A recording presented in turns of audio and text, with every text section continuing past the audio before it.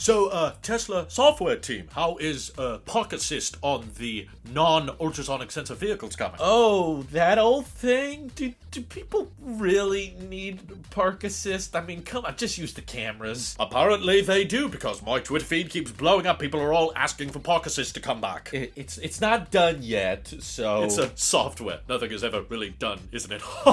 Maybe a Tesla bot will code this for us. Yeah, maybe they can. So, here's how it works. Oh god. Is it supposed to look like that? Turns out the occupancy network can't get, like, that specific, so... Oh god. Okay. And this is the best you could do? Elon, we've been working on this for months. This is pretty much as good as it's gonna get. Ah, I see. Haha, I guess you'll just have to do much better than your best. That doesn't make sense, but okay. Alright, we'll try. Luckily, Hardware 4 will solve all our problems. Oh, I'm not ready to code for that, Elon. We haven't even brought autopilot to the semi yet. Yes, I guess we have lots of work to do. Robotaxis, later this year. They're still happening. Alright, so this was a hot topic for many, many months. Way back in early October of last year, Tesla removed the ultrasonic sensors and said that in a later update, they would bring back all of the features they removed, which include Park Assist, Auto Park, Summon, and Smart Summon. But the biggest one most people were curious about, I think, was definitely Park Assist, because this is something that comes free with all Teslas. It's not something you need to pay enhanced autopilot for. It's just those little lines that come around the car when you're trying to park it, and the ultrasonic sensors create this little map around you that let you know when you're getting close to the objects around you. And now they have finally, after nearly 6 months, started rolling out this update to vehicles that don't have ultrasonic sensors. And interestingly, at this time, they're only giving it to the vehicles that don't have ultrasonic sensors, which some of you may be wondering, like, what's the significance of that? To me, that points to the idea that Tesla sees this as maybe not quite as good yet as the ultrasonic sensors with Park Assist,